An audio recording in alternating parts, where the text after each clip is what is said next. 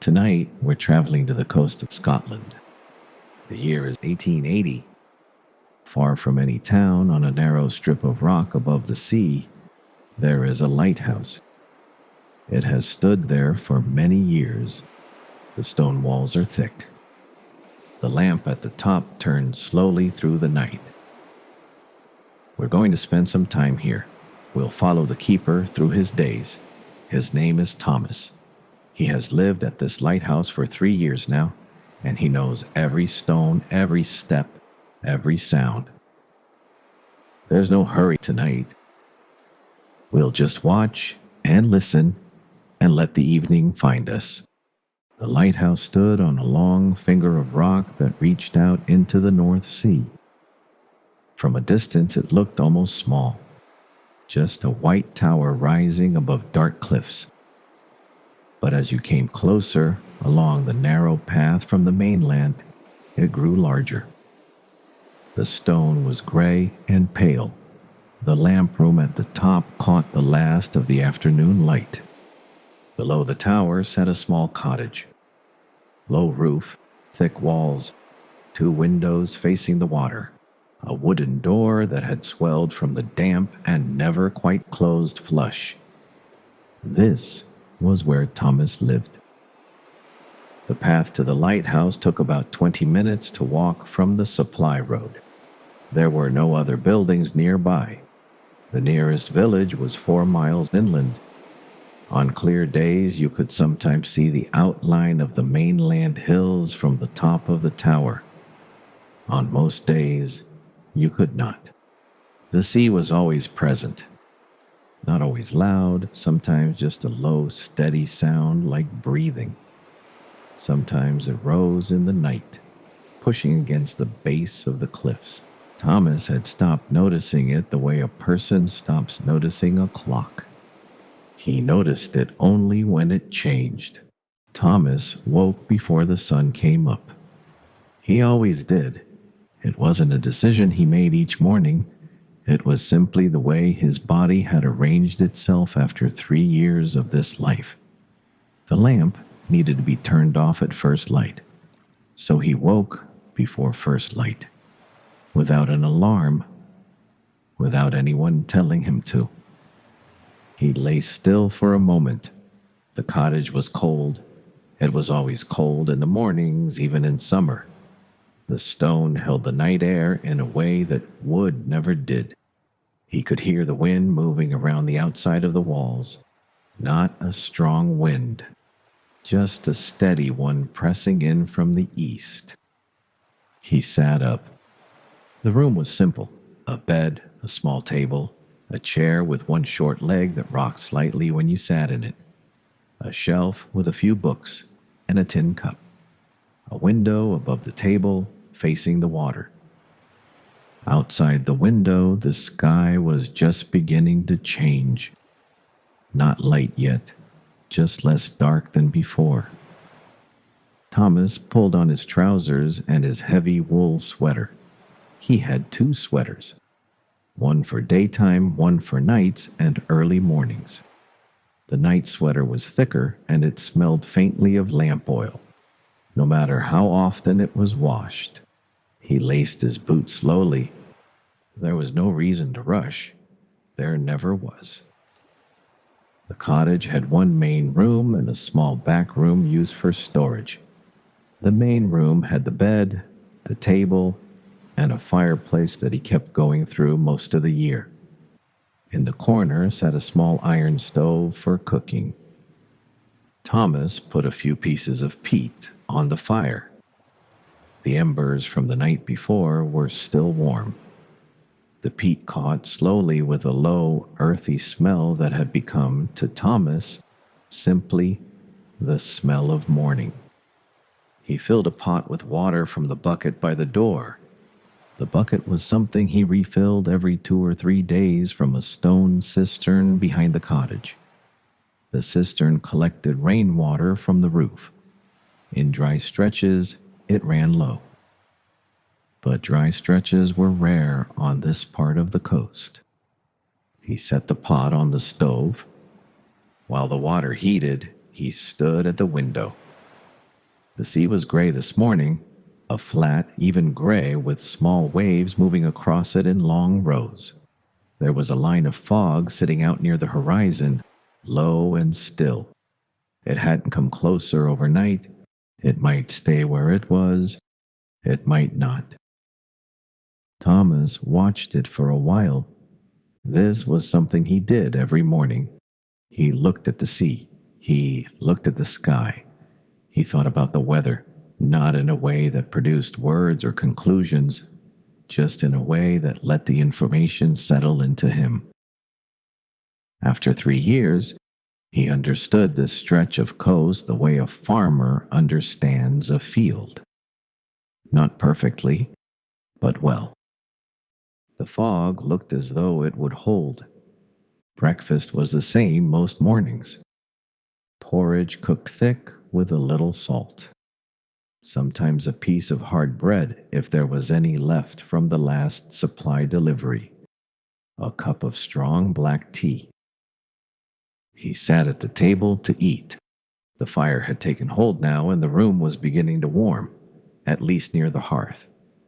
The window above the table showed the sea lightening by degrees. The gray was slowly becoming silver. The line of fog was still there on the horizon, sitting quietly. Thomas ate without hurrying. He had learned early on that there was no benefit to hurrying here. The work would take as long as it took. The day would pass at its own pace. Rushing through breakfast didn't make anything easier. It just left him standing in the cold tower sooner than necessary. He drank his tea. Outside, a bird passed the window. Then another. Small dark shapes moving low over the water and gone. He washed his bowl and cup in a basin of water. He dried them and set them back on the shelf. Then he put on his coat, lifted the latch on the cottage door, and stepped outside. The morning air hit him the way it always did, cold and wet and completely awake. The wind came off the water, carrying the smell of salt and something colder underneath. His breath showed in front of him. The ground underfoot was damp, grass mostly growing short and tough between patches of bare rock. He stood for a moment outside the door. To his left, the cliffs dropped away to the sea. He could hear the water below, turning slowly against the rocks. A low, patient sound. To his right, the lighthouse rose above him.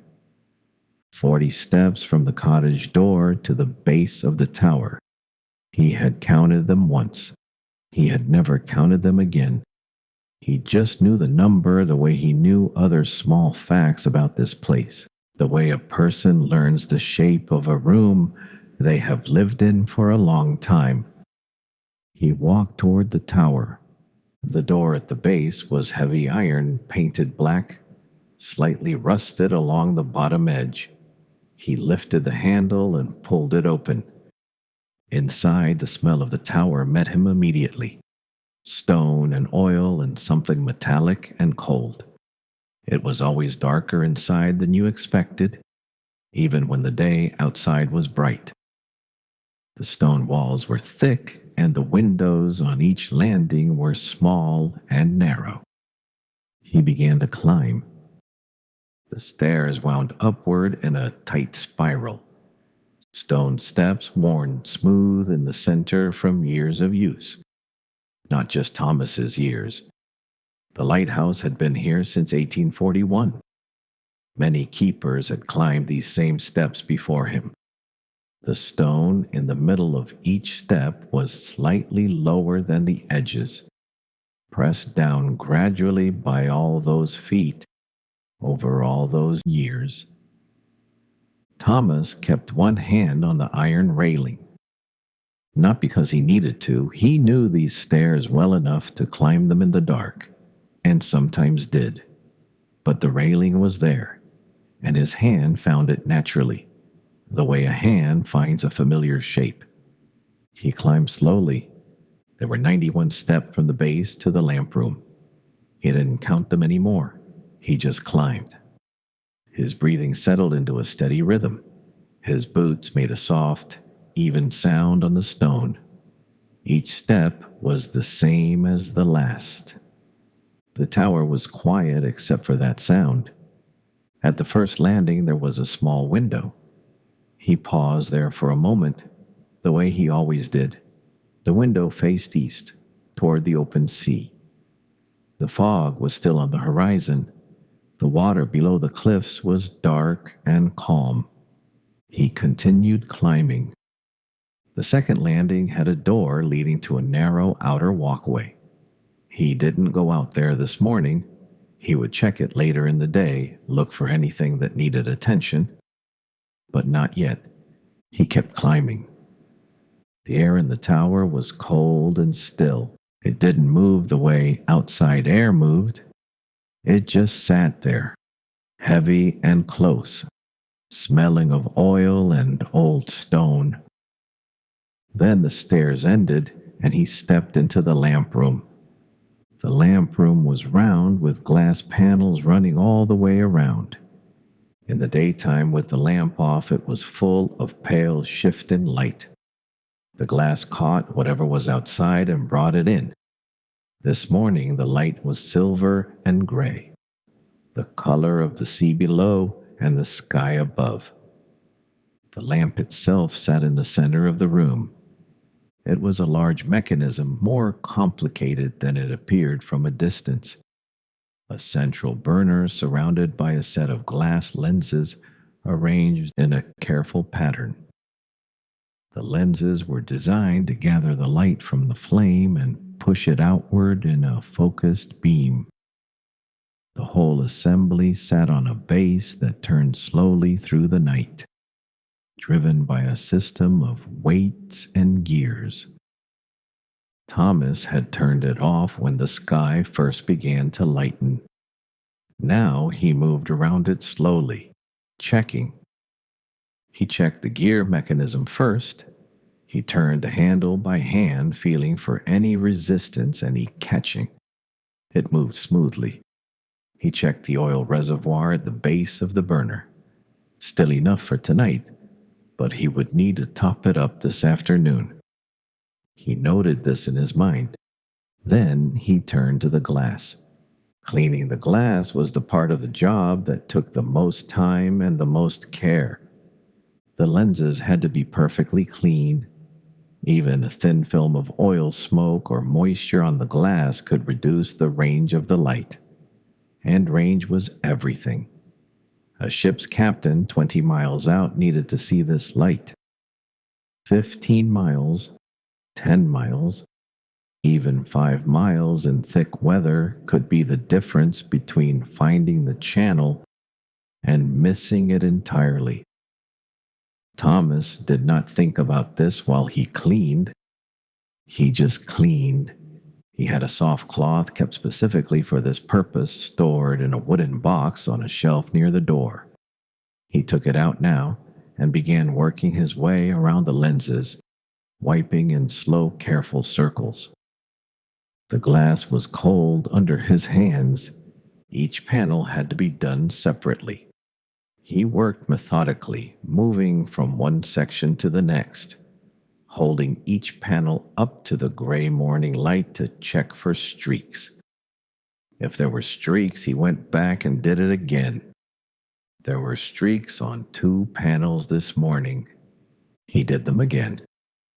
When he was satisfied, he folded the cloth and put it back in the box. Then he stood for a moment at the glass and looked out. The view from the lamp room was the same every morning, and it was never quite the same. Today, the sea stretched out flat and pale beneath a low sky. The fog on the horizon had thinned slightly but was still there, a soft white line between water and cloud. To the north, the cliffs curved away and disappeared. To the south, a long, flat stretch of gray water.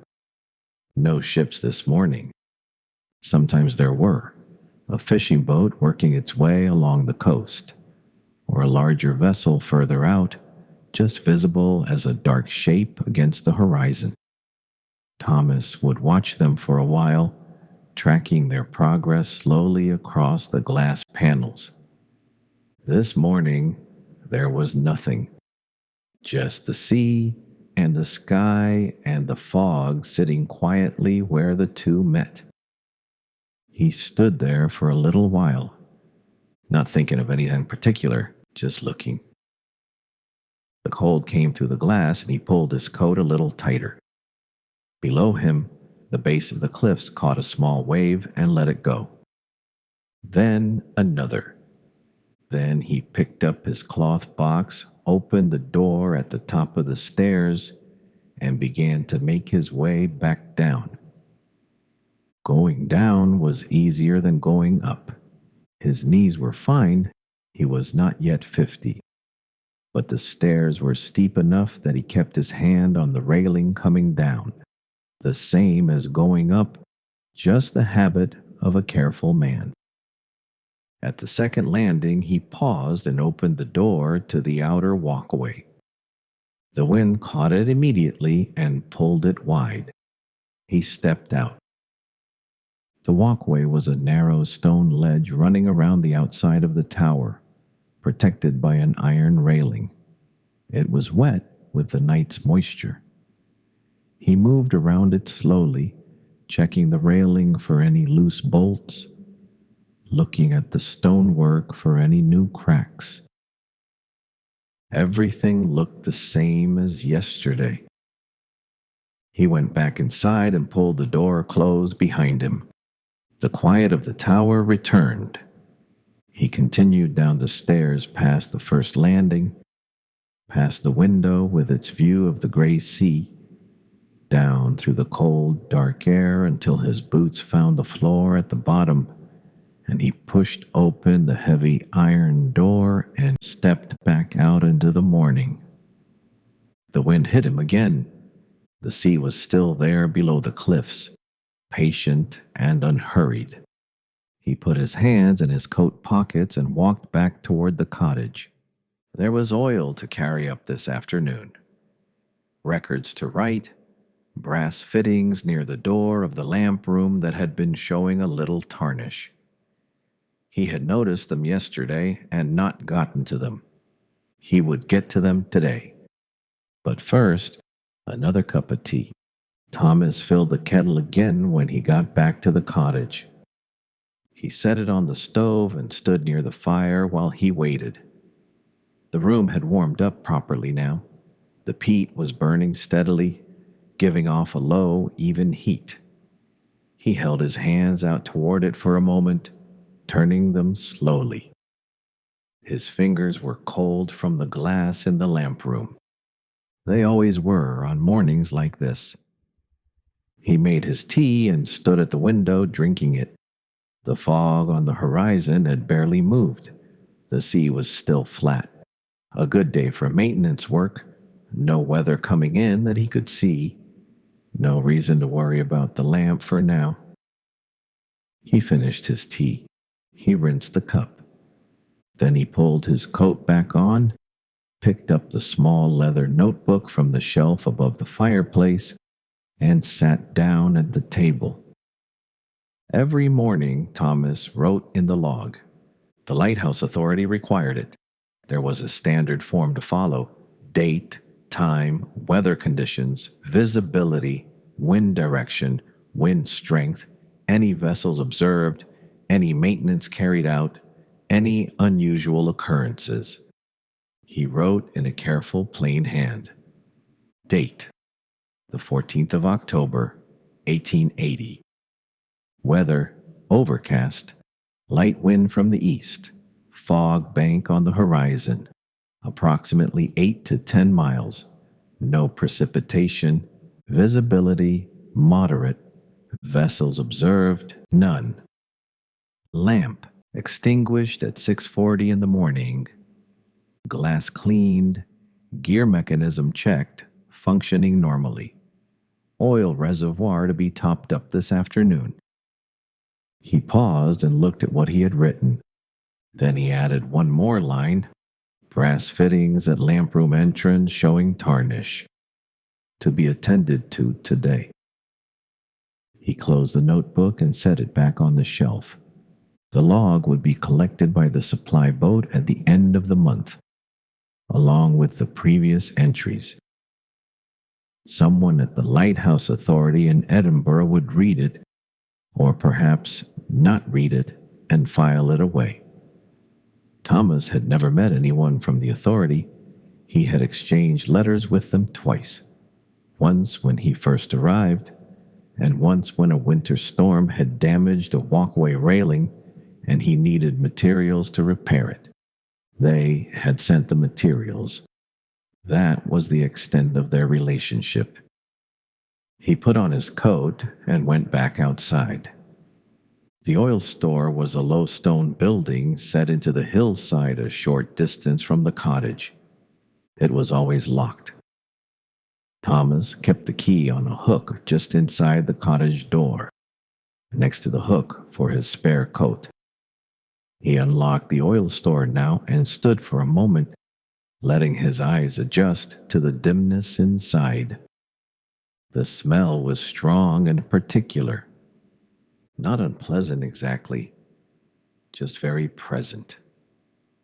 The heavy mineral smell of the lamp oil sat in the cool air of the store like something solid.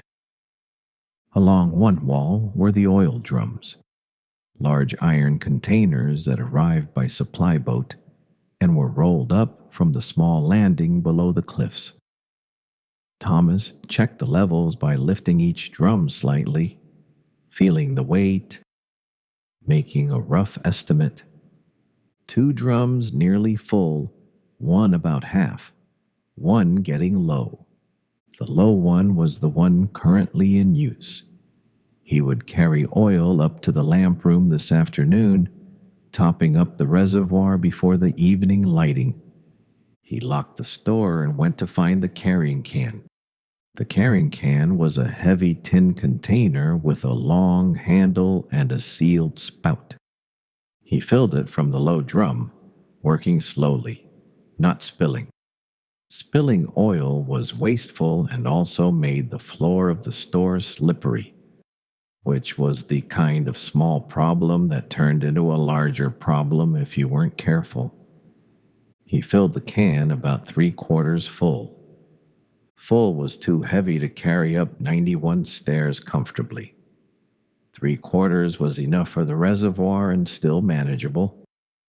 He locked the oil store again and set the can by the cottage door. He would carry it up later. For now, there was the brass to deal with. The brass fittings were 2 large hinges and a handle on the door at the top of the staircase just before the lamp room. Thomas had noticed a tarnish 2 days ago, a greenish darkening along the edges of the metal, the kind that came from the constant damp air so close to the sea. Left alone, it would spread. The brass would lose its finish. That mattered less for practical reasons than for reasons of standard. A well-kept lighthouse was a well-kept lighthouse. The lamp authority expected certain things, and Thomas expected certain things of himself. He gathered what he needed from a small wooden box in the back room of the cottage: a soft cloth, a second, rougher cloth, a small tin of brass polish, nearly half used. He tucked the box under his arm and went back to the tower. He climbed the stairs again. At the top, he set the box down on the floor of the lamp room, opened the tin of polish, and applied a small amount to the rougher cloth. Then he began to work. The tarnish came off slowly. He used small circular motions the way he had been shown years ago by the keeper he had worked under as an assistant, before he had a lighthouse of his own. That keeper had been a meticulous man, a former naval carpenter from Aberdeen who treated every surface in the lighthouse the way a shipbuilder treats a hull. Every piece of metal clean, every hinge oiled, every surface wiped down. Thomas had absorbed that without entirely meaning to. He worked around the edges of the first hinge, getting into the corners where the tarnish had settled deepest. The brass underneath was warm and bright, a yellowish gold that caught the gray morning light coming through the lamp room glass. He moved to the second hinge, then the handle. When he was done, he used the soft cloth to buff each surface, removing the last of the polish residue. He held each piece up to the light and turned it slowly. Good. He packed up the box and carried it back down the stairs. The afternoon came on slowly. The fog on the horizon had stayed where it was all morning. The wind had dropped slightly.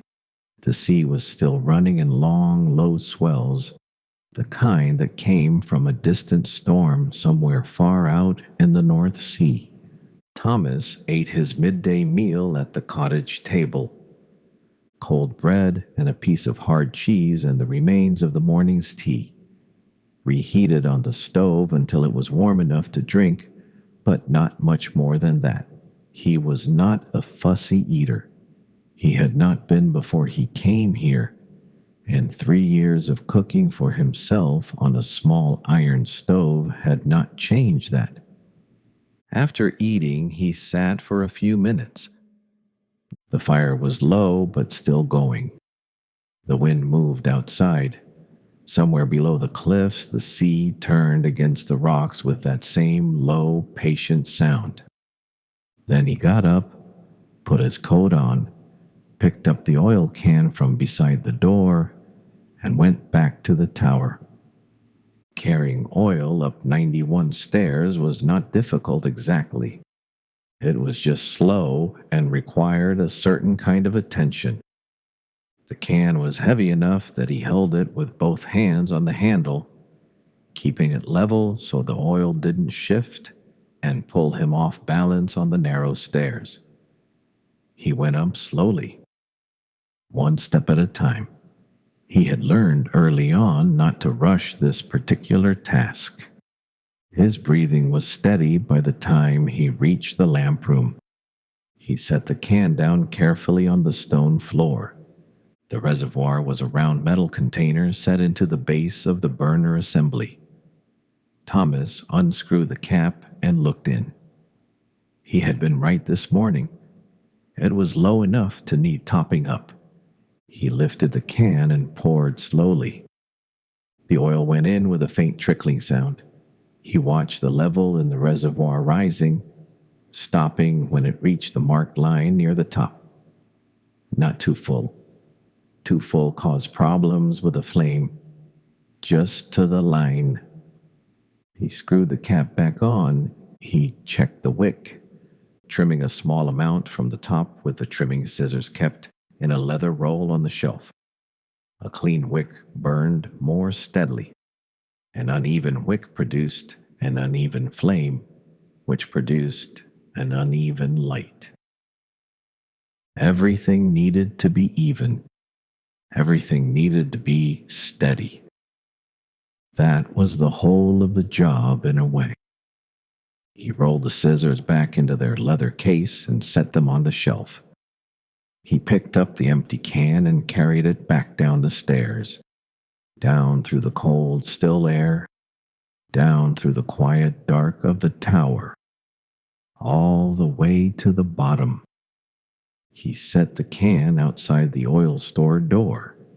He would rinse it out tomorrow morning.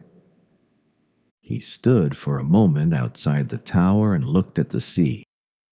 The fog on the horizon was finally beginning to thin. The light was changing. Afternoon was starting to move toward evening, the sky shifting from its flat gray to something slightly warmer. In a few hours, it would be time to light the lamp. But not yet. There was still time. He went inside and put the kettle on. The tea was ready in a few minutes. Thomas poured it and carried the cup to the chair by the window. The chair with the short leg. It rocked very slightly when he sat down, the same small movement it always made, and then settled. He wrapped both hands around the cup. Outside, the afternoon light lay flat across the water. The fog on the horizon had thinned to almost nothing now, just a faint haziness where the sea met the sky. The swells were still coming in from the northeast, slow and wide, lifting and dropping the surface of the water in a way that was almost like breathing. Thomas watched them for a while. He wasn't thinking about anything particular. This happened in the afternoon sometimes. The work of the morning was done. The evening work hadn't started yet. There was a stretch of time in between that belonged to neither, and Thomas had learned over the years to simply be in it, rather than fill it with something unnecessary. He drank his tea slowly. A bird landed on the railing outside the cottage window. A small one, dark brown with a pale chest. It sat for a moment, turning its head in quick small movements, looking at things Thomas couldn't see. Then it was gone. He watched the place where it had been for a moment. Then he looked back at the sea. After his tea, he took his book from the shelf. It was a book about the history of the Scottish Highlands. He had read parts of it before and was reading it again, slowly, a few pages at a time. He was not a fast reader and didn't try to be. Reading here was not something he did to get through a book. It was something he did to pass an hour in a way that felt quiet and settled. He opened it to where he had left off. The chapter was about the clearances. Families moved from the land, villages emptied. He read a few pages, following the words carefully, occasionally going back to reread a sentence he hadn't fully taken in the first time. After a while, his eyes grew tired. He set the book face down on his knee and looked out the window again. The light had changed while he was reading. The flat gray of the afternoon had softened. There was a faint warmth in it now, something almost golden, sitting just beneath the surface of the clouds, the way afternoon light sometimes did in autumn, even when the sun itself wasn't visible. The sea had changed color slightly too, still gray, but a deeper gray, a gray with more blue in it. Thomas looked at it for a moment. Then he picked up his book again and found his place. Around 3 in the afternoon, he put the book away and went outside, not for any particular reason, just to walk. He followed the path that ran along the top of the cliffs, heading north. The path was narrow and uneven, cut through the tough coastal grass, worn down by his own feet mostly, since nobody else came this way very often. The ground was soft from the recent wet weather. His boots left shallow prints. The wind had dropped to almost nothing. This was unusual enough that he noticed it. The coast was almost always windy. Days with no wind felt slightly strange, slightly too quiet, as though something had been removed from the air. He walked slowly, hands in his coat pockets. To his left, the cliff edge. Below it, the sea moving against the rocks in that slow, turning way. The sound of it rose up clearly in the still air, a low churning, then a long exhale as the water pulled back across the stones. Then again, and again. He had heard this sound so many times that it had become part of the background of his life here, like the stone walls of the cottage or the smell of the oil store. But on quiet afternoons when the wind dropped away, he heard it more clearly. It seemed closer somehow, more present. He stopped walking and stood at the cliff edge for a moment. The water below was dark and deep. The rocks at the base of the cliffs were black and barnacled, exposed now at low tide, slick with water and weed. A few birds moved along them, picking at things in the cracks. He watched them for a while, small purposeful movements, each bird working its own section of rock, paying no attention to the others. Then he turned and walked on. The path curved around a shallow inlet and then rose slightly, coming to a flat piece of ground above a natural hollow in the cliffs. Thomas sat down on a low flat rock here. He came to this spot sometimes in the afternoons. It faced slightly west, which meant it occasionally caught the last of the afternoon light when there was any to catch, and the hollow below softened the wind even on rougher days, making it sheltered enough to sit in comfortably. Today, with no wind at all, it was very still. He sat with his hands on his knees and looked out. The sea stretched away in all directions. Far to the east, where the fog had been this morning, the horizon was clear now. Just a clean line between water and sky, running all the way around. He could see for miles, no ships, just the sea and the sky and the slow movement of the water under the clouds. He sat there for some time. He was not uncomfortable with silence. He had not been a talkative man even before he came here, and 3 years of solitude had only deepened that tendency. He had learned to be easy in his own company in a way that he suspected not everyone could manage. Some keepers couldn't. He had heard stories of men who lasted only a season at a remote lighthouse before requesting a transfer. The quiet got to them, the sameness of the days, the absence of conversation, of company, of the ordinary noise of other people moving through a shared space. Thomas understood this. He didn't feel it himself, or not often, but he understood it. There were evenings occasionally when the silence pressed in a little too close, when he found himself talking to the cat, or to himself, just to hear a voice in the room. The cat had died in the spring, an old gray Tom that had arrived on the supply boat 2 years ago as a kitten, apparently by accident, and had simply stayed. Thomas had not replaced him. The cottage was quieter without the cat. He noticed that. He sat on the flat rock for a while longer, looking at the sea. Then the light shifted again, just slightly, and he knew it was time to head back. He walked back along the cliff path the way he had come. His boots were damp from the grass. He could feel the cold of the ground through the soles. He would need to oil them tonight, or tomorrow at the latest.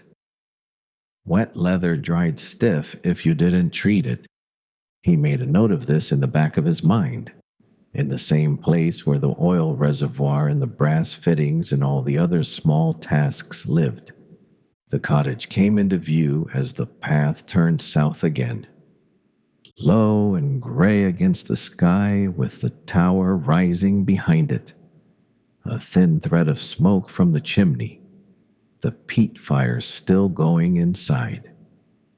The window facing the sea caught the last of the flat afternoon light and held it for a moment. Thomas looked at it the way you look at something familiar, not with any particular feeling, just recognition. This was where he lived. He unlatched the cottage door and went inside. The warmth of the room settled around him immediately. He took off his coat and hung it on the hook. He pulled off his boots and set them near the fire to dry. He put more peat on. He filled the kettle.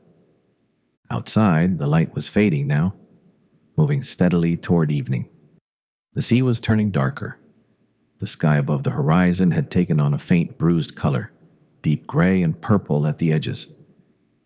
In an hour or so, it would be time. Thomas sat down in his chair by the window and watched the light go out of the day. The kettle began to heat on the stove behind him. The fire settled. The sea moved below the cliffs the same as it always had, the same as it would this evening and through the night and into the morning. Outside, the first suggestion of darkness gathered at the edges of the sky. The kettle came to a boil, and Thomas made his tea. He stood at the stove while he poured it, looking out the small window above the worktop. The window faced north toward the curve of the cliffs. The light out there was going quickly now. The colors that had briefly appeared at the horizon, those deep grays and purples, were deepening further, flattening into a single darkness that spread slowly down from the top of the sky. He carried his cup to the table and sat down. He had a few things to do before the lighting. He opened the log and wrote the afternoon entry. Weather unchanged through the day. Fog on horizon dissipated by mid-afternoon. Wind light dropping to near calm by early evening. Visibility good. Oil reservoir topped up. Brass fittings at lamp room entrance cleaned and polished. No vessels observed. He closed the log. Outside, the darkness was coming in steadily. Not all at once the way it seemed to in summer. In October, it came gradually in layers. First, the color went out of the sea. Then the horizon line softened and disappeared. Then the cliffs below became dark shapes rather than distinct surfaces. Then everything beyond the cottage window became simply the night. Thomas had watched this happen hundreds of times. It still held his attention. He put together his evening meal while there was still enough light to see by comfortably. He preferred to cook in the last of the daylight and eat early, before the lighting, so that the rest of the evening was clear. Tonight it was soup.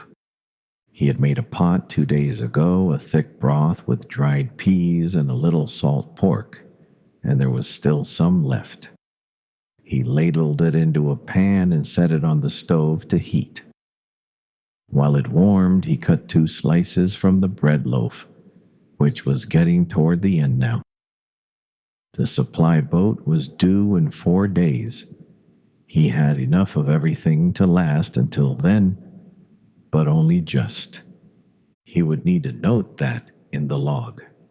He ate at the table with the fire going and the lamp lit on the shelf above the fireplace. The lamp was a small oil lamp, nothing like the one in the tower, just a simple household thing with a round glass chimney and a low, steady flame. It put a warm circle of light across the table and left the rest of the room in soft shadow. Outside the window, full dark had arrived. The sea was no longer visible. There was only the sound of it, the low rhythmic turning of the water against the rocks below the cliffs, a sound that continued whether Thomas was listening or not. He ate his soup slowly. He soaked the last of the bread in the broth at the bottom of the bowl. Then he washed up, dried his bowl and spoon, and set them back on the shelf. He looked at the clock on the mantelpiece.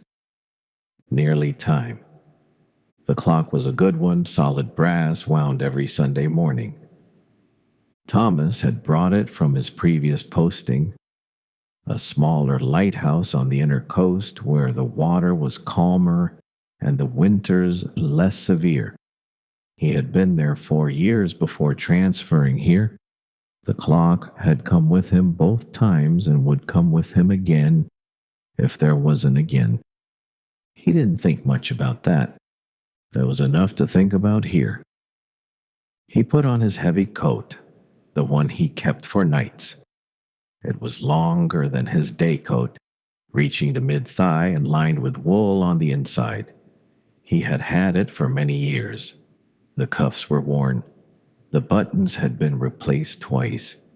It was not a handsome coat, but it was a very warm one, which on this coast mattered considerably more. He picked up the box of matches from the shelf. He checked inside. Enough. He put the box in his coat pocket. Then he opened the cottage door and stepped out into the dark. The night air was still and very cold. Colder than the afternoon. The temperature had dropped while he was inside eating, the way it did on clear, calm night when there was nothing to hold the warmth in. He looked up. The clouds had thinned while he wasn't watching. There were gaps in them now, and through the gaps he could see stars. Not many, but some. Enough to give the sky a faint depth it hadn't had all day. The sea was invisible in the darkness, but entirely present in sound. He stood still for a moment and let his eyes adjust. The path between the cottage and the tower was familiar enough that he could have walked it with no light at all, and sometimes did.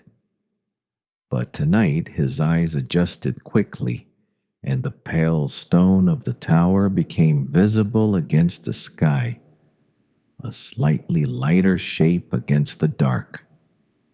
He walked toward it, his boots on the damp ground, his breath showing faintly in the cold air. He opened the heavy iron door and stepped inside. The tower was darker than outside. No stars here, no sky. Just the close dark of the stone staircase and the smell of oil and cold air and something ancient about the walls themselves.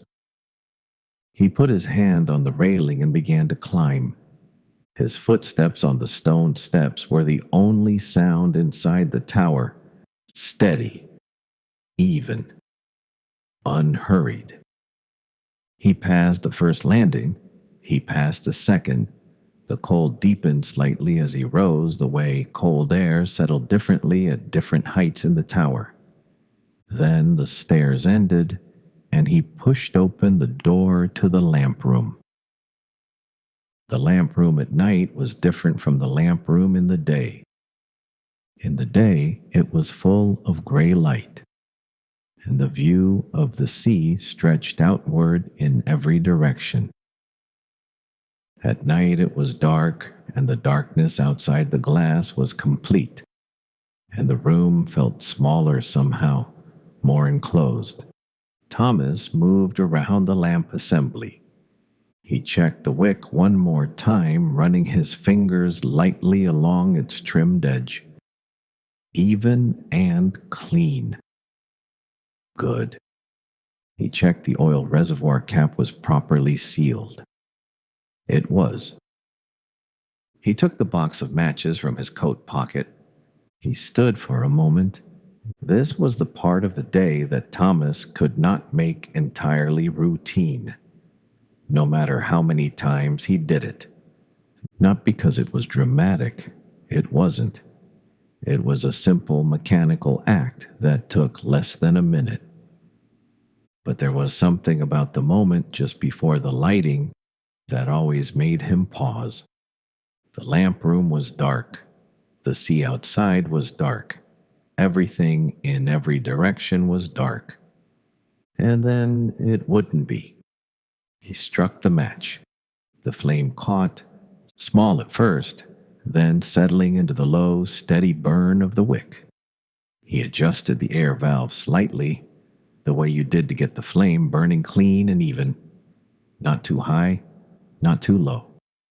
A blue edge to it at the base, then yellow, then the bright hot white at the center. He replaced the glass chimney around the burner. The light gathered itself and spread outward through the lenses. Thomas engaged the rotation mechanism, lifting the weighted cable that drove the gears that turned the lamp assembly slowly on its base. He felt the mechanism take hold. A faint, low sound, almost nothing, as the gears engaged. The lamp began to turn. Very slowly, a full rotation every few minutes. The focused beam sweeping out across the water in a long, steady arc. Thomas stood and watched it for a moment. The glass panels around him caught the light as the beam passed and threw brief, warm reflections across the walls and ceiling of the lamp room. Then they were gone. Then they came again. Outside the glass, the beam reached out over the dark water. Somewhere out there, if there was a ship, someone would see it. Thomas put the matchbox back in his coat pocket. He checked the gear mechanism one more time. Still smooth, still even. He looked at the flame through the glass, steady. He took one long look out at the dark sea, at the beam sweeping slowly across it, at the faint stars showing through the gaps in the clouds above.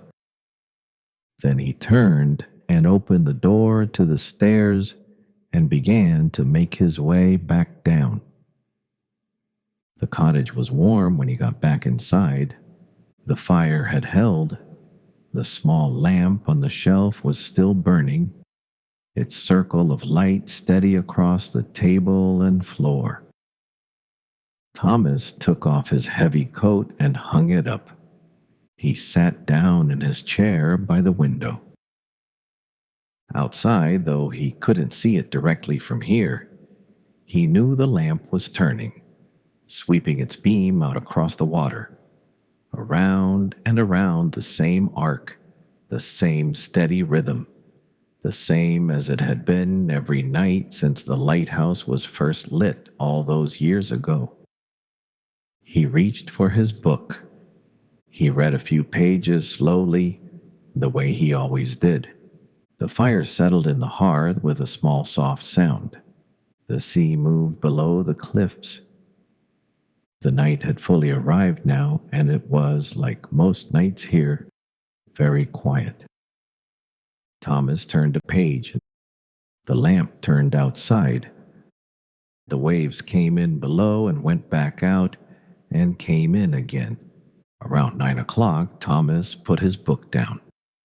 He had been reading for perhaps an hour. The same chapter mostly.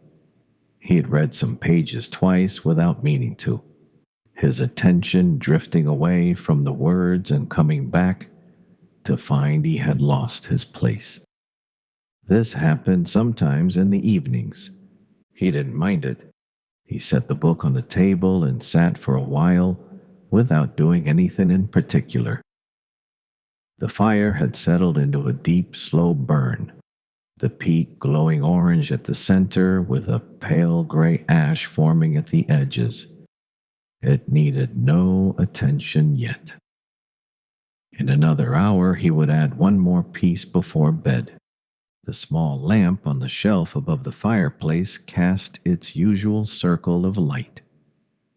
Outside the window, nothing was visible, just darkness, and the faint reflection of the room in the glass, his own shape in the chair, the edge of the table, the soft movement of the flame in the lamp behind him. He got up. He put his heavy coat back on. He went outside to check the light.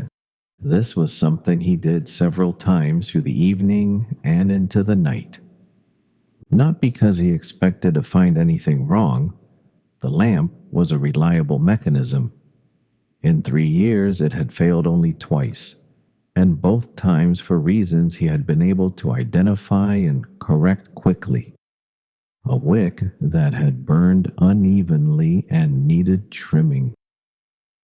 A piece of grit in the gear assembly that had caused a slight catching in the rotation.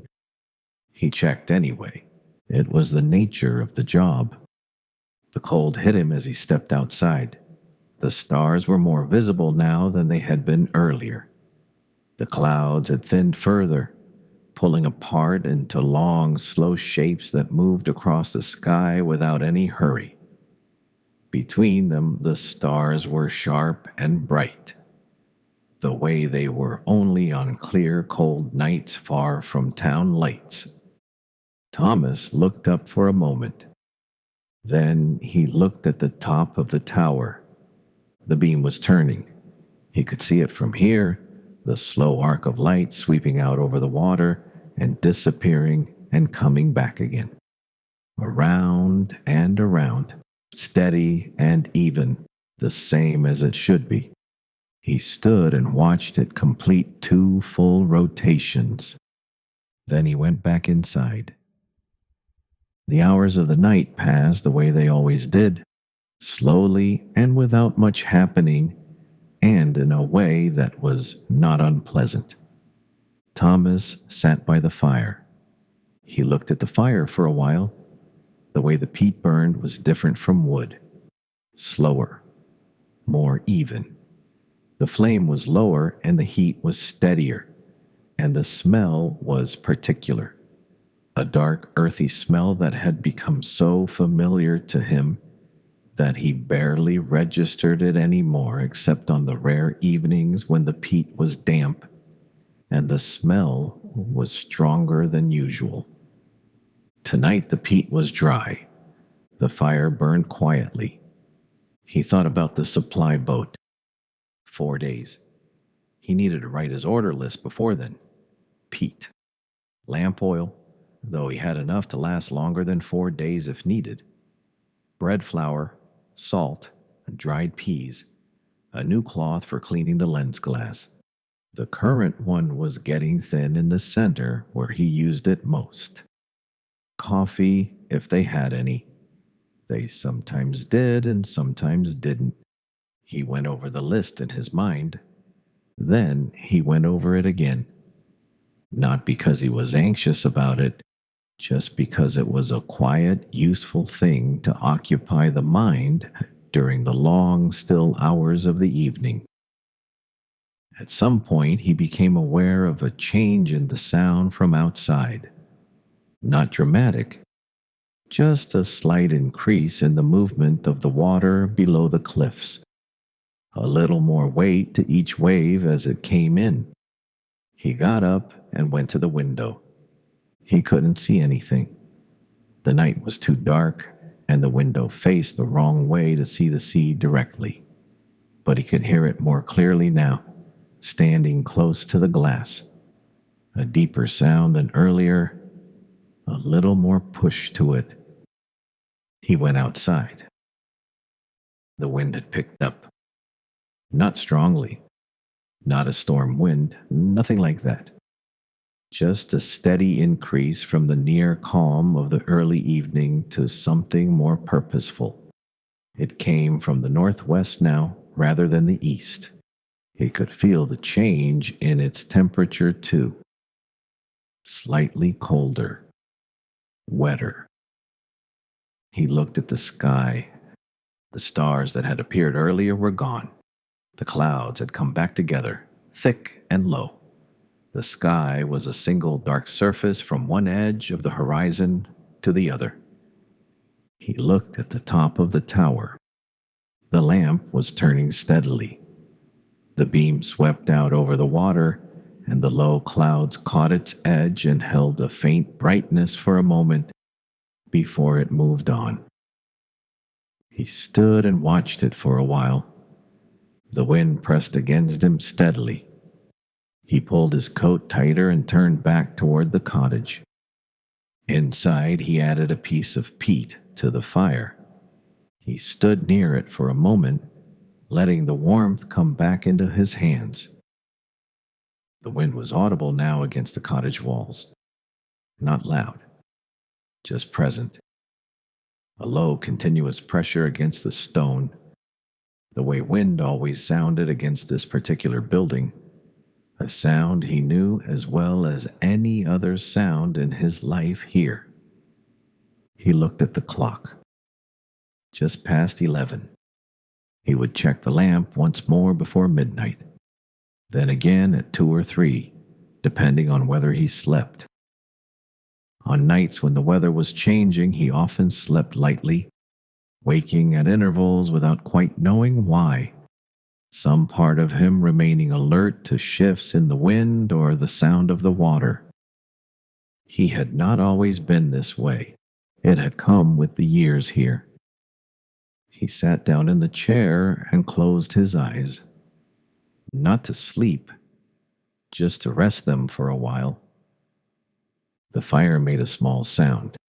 The wind pressed against the walls.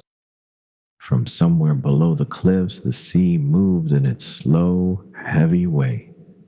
The waves, a little larger now than an hour ago, breaking with a little more weight against the base of the rocks.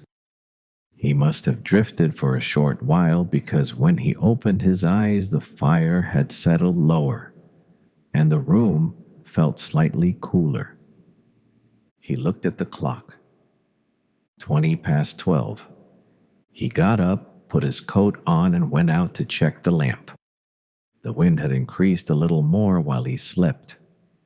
He could hear it now in the grass along the cliff top, a low rushing sound moving through it in waves, and in the stays of the small flagpole near the oil store, a thin high note that came and went with each gust.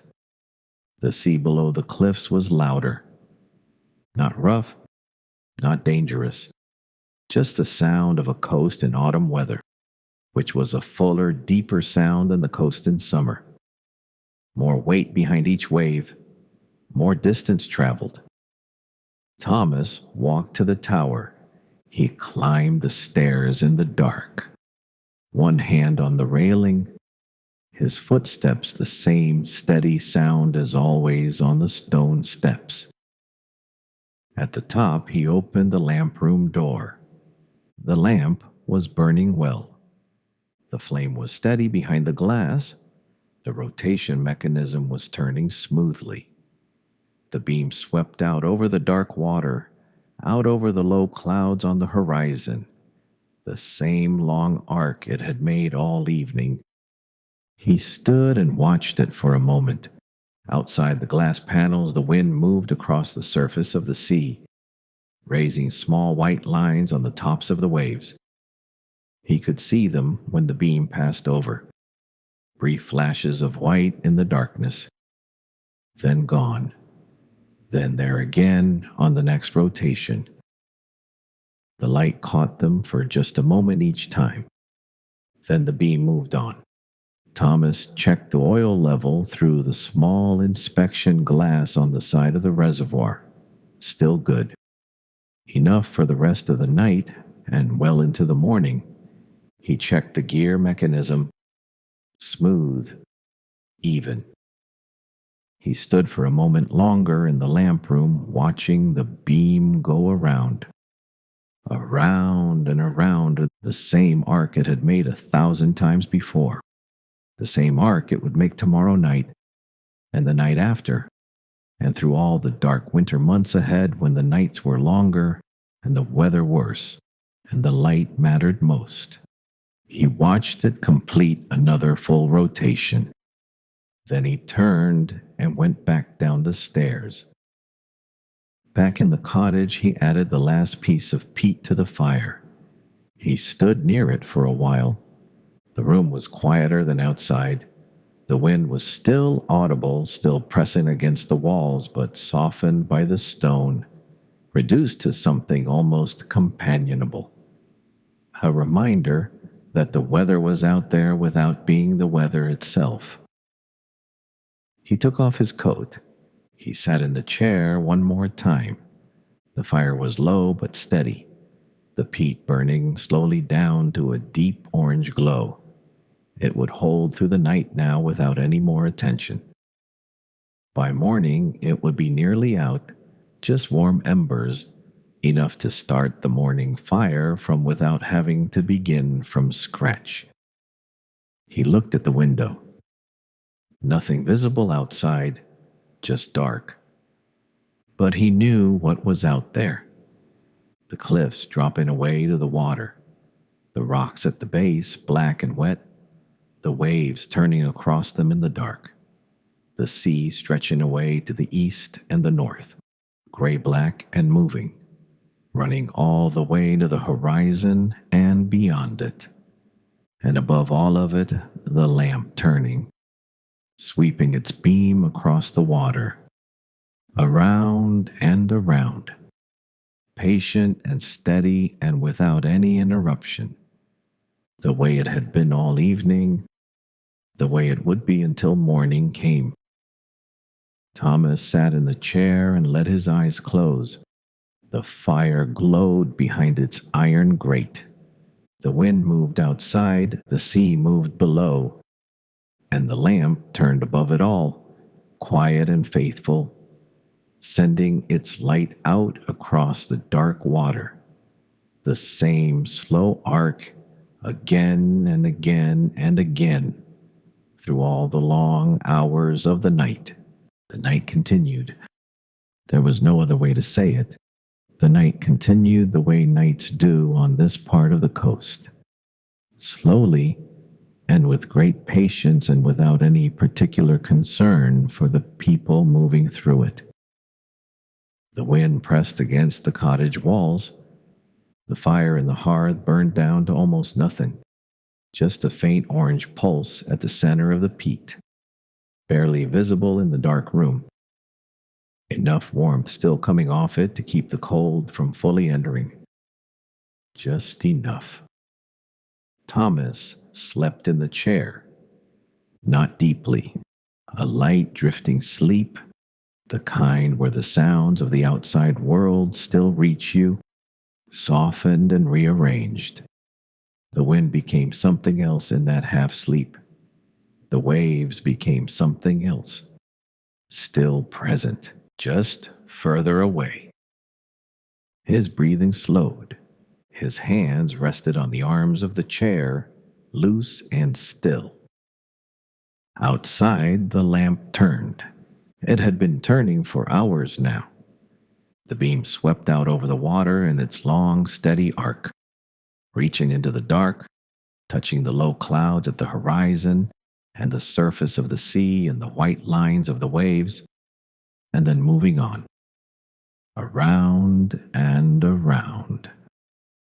The same rotation it had made at 7 in the evening, and 8 and 9 and all the hours since.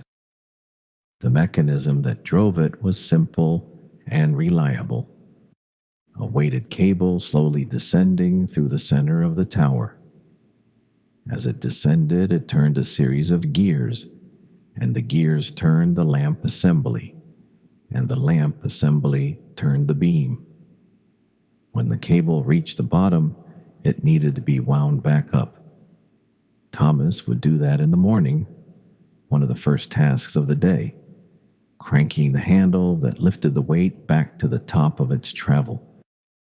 But for now, the cable was still descending, slowly, steadily, and the lamp was still turning.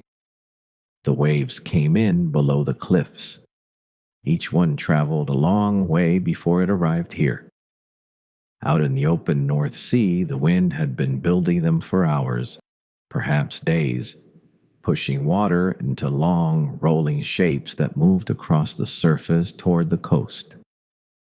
By the time they reached the cliffs, they had gathered weight and momentum, and they broke against the rock with a sound that was lower and more substantial than the sound of smaller waves. Not violent, just heavy. Each wave came in and spent itself against the rock and drew back, and the next one came, and the next. The rocks had been here for a very long time. The waves had been here for a very long time. Neither was in any hurry. Thomas shifted slightly in the chair. His eyes opened for a moment. The room was dark except for the faint glow of the fire. The clock on the mantelpiece was not visible from here, not in this light. He didn't know what time it was. Somewhere in the deep middle of the night, the part where the hours moved most slowly and the distance to morning felt longest. He listened. Wind, fire, waves, all the same as before. He closed his eyes again. The clouds moved across the sky outside. Slowly, in the way that large things move. Not drifting exactly, traveling. Long, dark shapes crossing from west to east, pulled by the upper winds that moved faster than the surface wind and in a slightly different direction. In the gaps between them, occasionally, stars appeared. For a moment, 2 or 3 at a time. Then the clouds closed over them again, and the sky was dark and uniform, and the only light was the beam of the lighthouse, sweeping its arc across the water below. The beam caught the top of a wave and moved on. It caught the edge of a low cloud and moved on. It swept out to the horizon and came back and swept out again. In the lamp room, the flame burned, steadily, the way it had been burning for hours. The wick was trimmed well, and the oil was clean, and the air valve was set correctly, and so the flame did what a well-tended flame does. It burned, without drama, without fluctuation, just a clean, steady light behind the glass that the lenses gathered and focused and sent outward in a beam that reached further than any other light on this stretch of coast. The glass panels around the lamp room were cold on their outer surfaces. On the inside, they were slightly warm from the lamp. Condensation gathered at the lower edges of the panes where the cold and the warmth met. Tiny droplets of water forming slowly in the dark, catching the light of the beam as it passed, and holding it for just a moment before the beam moved on. The lamp turned. The droplets caught the light. The lamp turned again. Somewhere out on the water, a ship was making its way south along the coast. A cargo vessel heavy with timber from the northern ports, riding low in the water. The crew had been at sea for 4 days. The captain stood at the wheel in the darkness watching the coastline. He saw the light, the long beam sweeping across the water, appearing and disappearing and appearing again with the steadiness of something that could be trusted absolutely. He noted the timing of the rotations. He checked his charts. He adjusted his course slightly, giving the headland more room, moving the ship further from the cliffs and the rocks at their base. Then he watched the light a moment longer. Then he looked ahead. The ship moved on through the dark water south along the coast, and the lighthouse fell slowly behind it, its beam still sweeping, still steady, growing smaller with the distance until it was just a pulse of light at the edge of the horizon. Then it was gone, and the ship was gone, and the sea was empty again, just the wind and the waves and the darkness. Thomas woke briefly near 3 in the morning. He sat up in the chair and listened. Wind, fire nearly out now. Waves, the same steady sound from below the cliffs. He got up slowly and went to the window. Nothing visible outside. The darkness was complete. He put his coat on and went out to check the lamp. The cold was deep now. the kind of cold that settled in the hours before dawn when the temperature reached its lowest point and the air had a particular stillness to it, a density, as though the cold itself had weight. His breath showed in front of him. He walked to the tower, his boots quiet on the damp ground. He climbed the stairs in the dark. At the top, the lamp room. The flame was burning well. The rotation was smooth. The oil level was sufficient. The beam swept out over the dark water, patient and unchanged. He stood for a moment at the glass. The sea below was dark and moving. The waves were still running in from the northwest. A little smaller now perhaps than a few hours ago, the wind having eased slightly in the deep hours of the night. He watched the beam go around once. Then again, everything was as it should be. He went back down the stairs. He went back to the cottage. He took off his coat and lay down on the bed, this time on top of the covers, and closed his eyes. The wind was quieter now. The fire was nearly out. The waves came in below and went back out in that slow and endless way. The night continued without him. The lamp turned in the darkness above the cliffs. The sea moved below. The clouds traveled across the sky, and stars appeared briefly in the gaps. And the wind moved through the cliff grass, and the waves broke against the rocks and drew back and broke again. All of it continued, quietly, without any hurry. The lighthouse stood above it all the way it had stood for 40 years, the way it would stand long after this particular winter had passed, and the next winter, and all the winters after that. The stone was thick. The lamp was burning. The beam swept out across the water and came back and swept out again.